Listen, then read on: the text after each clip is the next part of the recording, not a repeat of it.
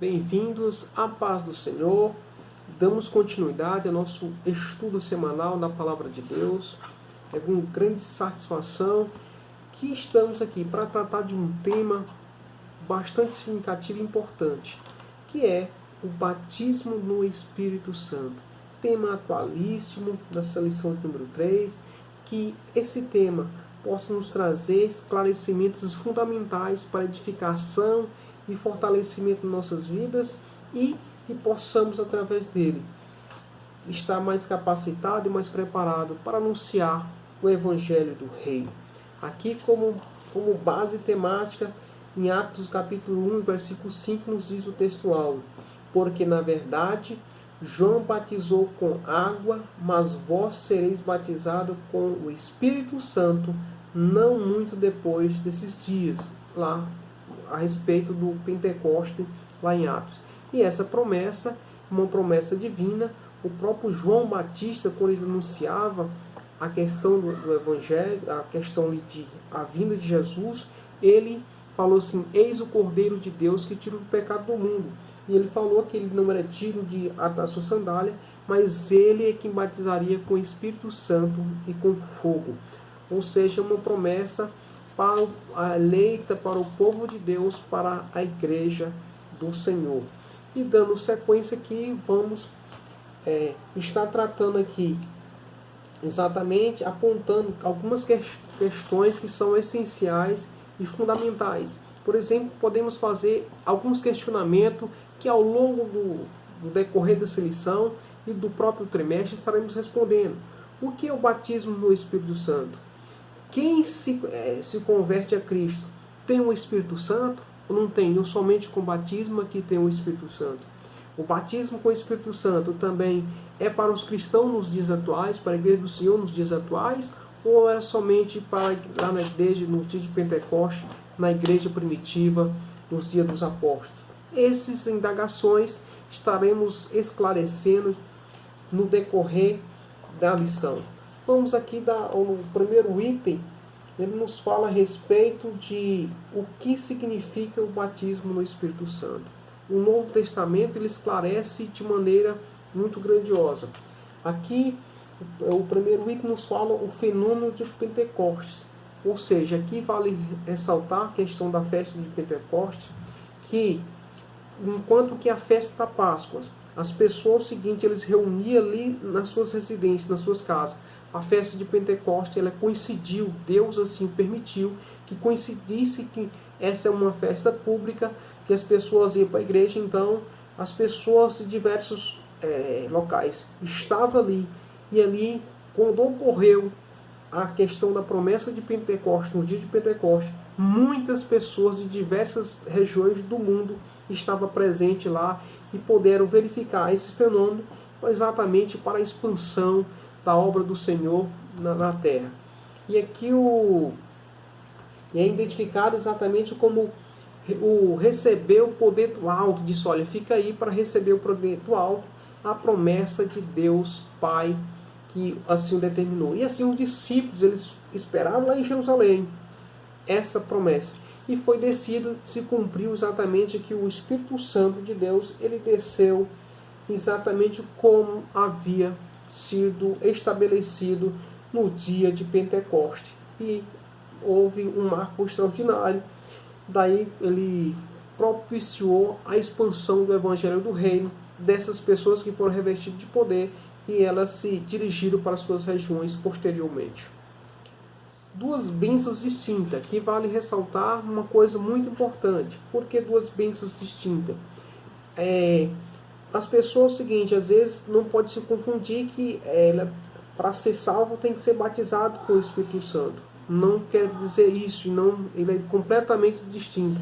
A conversão do cristão, da pessoa em Cristo, ela é completamente diferente do batismo com o Espírito Santo. E aqui vale ressaltar que os discípulos do Senhor, eles já tinham Cristo, eles já eram convertidos. Eles já eram convertidos. E agora eles iam receber exatamente essa bênção, essa promessa de Deus para o revestimento de poder. Não tinha nada a ver aqui com a salvação das suas almas. Eles já tinha salvação, ele já estava convertido a Cristo, ele já andava no caminho correto. E todos estavam lá no cenáculo esperando, de fato, a descida do Espírito Santo, como Deus assim o prometera. O conceito teológico de ser batizado com o Espírito Santo. Exatamente o ser batizado é ser revestido de poder. Revestido do poder do alto. Não um poder qualquer, uma titulação que a pessoa pode receber. Isso também é poder, mas não se trata desse poder. Trata aqui do poder revestido do alto. Isso para quê? Para que as pessoas tenham capacitação, seja capacitado para a expansão do Evangelho do Senhor aqui na Terra. Essa é a função, exatamente o conceito é esse. E quando é que isso pode ocorrer? Isso pode ocorrer em diversos momentos. No momento da conversão da pessoa, ou junto no decorrer da sua caminhada, na sua regeneração. E aí que nos traz mais o seguinte, e como Deus disponibilizou, é limitado isso? Não. Deus disponibilizou para todos aqueles que se converterem, todos aqueles que se arrependeu, para todos os cristãos, todos os crentes, todos os servos do Senhor, todos eles, independente de grandes, pequenos, livres, servem, independente da região geográfica, do país em que vive, da região do país em que habita, independente disso, o Senhor disponibilizou para todos, em todos os lugares e em todas as épocas. Isso aqui é uma bênção maravilhosa, porque está disponível em todos os lugares, em todas as épocas. Para mim, é para você que está nos ouvindo do outro lado. Essa bênção é para você também. O nosso tópico de número 2, ele nos trata aqui, nos apresenta o propósito do batismo no Espírito Santo. Qual o propósito dele? E aqui nos apresenta a questão da finalidade. Qual a finalidade?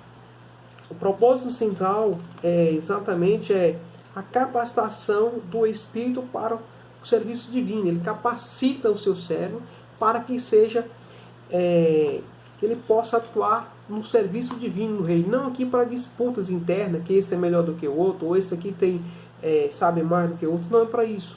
Mas capacita exatamente porque, através dessa capacitação e o trabalho divino ele seja explanado de maneira adequada, o nome do Senhor é glorificado, porque somente a Ele a honra e a glória nos céus e na terra. Então, o que acontece? Aqui ele nos aponta em 4 características que revestimento, o poder para uma vida santa e o serviço eficaz. Nos trata também daqui da santificação, o revestimento pleno do poder de Deus no cristão, porque está cheio do Espírito Santo, e o seu testemunho, a sua vida prática, para que ele possa, através do seu testemunho, da própria sua vida, o Senhor ser glorificado. E as pessoas saber, olhar para ele e ver que tem algo diferente dele. Assim como os discípulos ali, o pessoal via que tinha algo diferente neles, porque ele trilhava, ele praticava aquilo que o Senhor o ordenava. Então era diferente, tinha uma autoridade diferente, que era a autoridade do céu. A capacitação do Espírito Santo. E aqui nos traz a primeira questão de a imersão. O batismo do Espírito Santo representa a imersão, mergulho. Ou seja, ali quer dizer que está cheio, está imergido do Espírito Santo. Então, derramou o Espírito Santo, ele está cheio. Ou seja, aqui nos refere o seguinte, a ser capacitado, o significa capacitação. E a capacitação ela vem de diversas maneiras que o Senhor capacita. Ele capacita o seguinte, através de revelação dos mistérios de Deus. Por quê? Porque o Espírito Santo do Senhor, ele é onisciente, ele é infinito em saber, conhece todas as coisas, ele possui saber por excelência. Então ele capacita dos mistérios de Deus para que as pessoas possam fazer a obra do Senhor de maneira mais adequada. De igual forma, o seguinte, para testemunhar de Jesus, testemunhar da realidade da salvação em Cristo Jesus, que não era dignos, mas pela graça e misericórdia do Senhor, se tornou possível essa salvação, não por nós ser alguma coisa, ou ser bons, mas pelo que o Senhor nos amou primeiro e nos abençoou e deu o melhor de si para conosco, para profetizar, para a realização de milagres, para administrar, para estar envolvido com entusiasmo e ousadia na prática exatamente da obra do Senhor. E esses sinais, é claro que essa capacitação ela é feita para isso, e através dela o nome do Senhor é de fato glorificado. Uma necessidade real e atual. Aqui podemos ver o seguinte, que nos dias dos discípulos, ali estavam os apóstolos, eles tinham capacidade, eles foram instruídos por Jesus, andou com ele, mas ainda necessitava de era necessidade real para eles. Por quê? Porque eles precisam ser revestidos do poder, eles precisavam da autoridade. E não uma autoridade humana, uma autoridade sobrenatural, para que soubesse que quando estivesse testificando, estava testificando do Evangelho do Reino, estava cheio da autoridade do Senhor. E eles que andou com Cristo ali, trilhou, necessitava desse. E para anunciar para os pecadores a necessidade que tivesse realmente de fato cheio do Espírito Santo do Senhor. E aqui isso é um chamamento para nós que todos nós devemos de fato buscar o Espírito Santo, estar cheio do Espírito Santo, ser batizado com o Espírito Santo. Para quê? Para a edificação das nossas vidas, para o crescimento, nosso crescimento espiritual.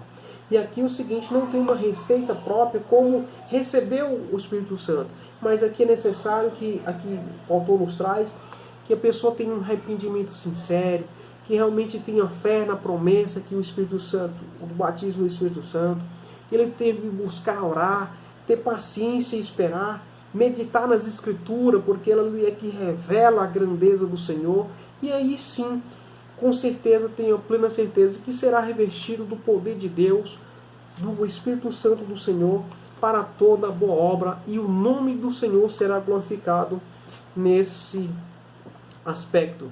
O terceiro ponto nos fala o seguinte, no item tópico, ele nos diz a respeito do recebimento e a evidência no batismo com o Espírito Santo. O que a primeira evidência, e como as próprias Escrituras nos apresentam, lá no dia de Pentecostes, são as outras línguas, ou seja, ao falar em línguas inteligíveis, e evidência, essa é a evidência externa a questão do batismo com o Espírito Santo, é a evidência inicial, que a pessoa foi revertido e falou em outras línguas. Que língua é essa? Línguas espirituais, não é língua de anjos, mas línguas espirituais, é evidência exatamente do batismo com o Espírito Santo. E a fonte dessa língua é o próprio Espírito Santo do Senhor, que ele que é a fonte, essa fonte das línguas. Em línguas, os discípulos falavam das grandezas de Deus. Eles falavam da grandeza de Deus em línguas ali que ocorreu naquele episódio.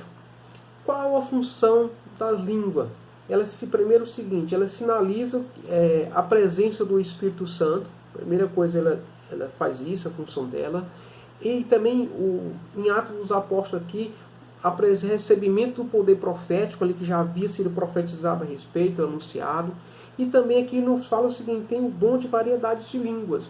E a língua, o seguinte, ele é útil para a questão da oração, edificação espiritual da pessoa que ora. Não é aqui para disputar se um fala a língua mais bonita do que o outro, não, porque a língua ela é do Espírito Santo. E ali são línguas espirituais, é para edificação pessoal das pessoas. Ela fortalece o seguinte na oração, que ele está tendo compreensão, sensibilidade e orando diretamente com Deus, está edificando a sua vida e, consequentemente, a igreja do Senhor será edificada porque temos pessoas edificadas fazendo a vontade e a obra do Senhor. A atualidade das línguas. Essa promessa é o seguinte, ela foi feita para a igreja inteira, não foi feita somente para aquele período. Essa é a promessa do Senhor. E então é o seguinte, ela se torna completamente atual no meio da igreja. Dos sinais aqui que foram apresentados, as línguas, são línguas espirituais, ela permanece, ela prevalece, continua. Mas os outros sinais, eles foi apenas uma vez, que foram o seguinte, o som comum de vento veemente e impetuoso, e línguas repartidas como de fogo, ocorreu em uma única vez, e elas se variam. Mas os sinais das línguas estranhas, ela permanece aconteceu em Pentecostes, permanece nos nossos dias. Que Deus abençoe a sua vida de maneira especial e que o Espírito Santo possa te capacitar, te instruir e te convencer do pecado, da justiça e do juízo, e que o nome do Senhor seja glorificado através da sua vida. Até a próxima, em nome de Jesus. Amém.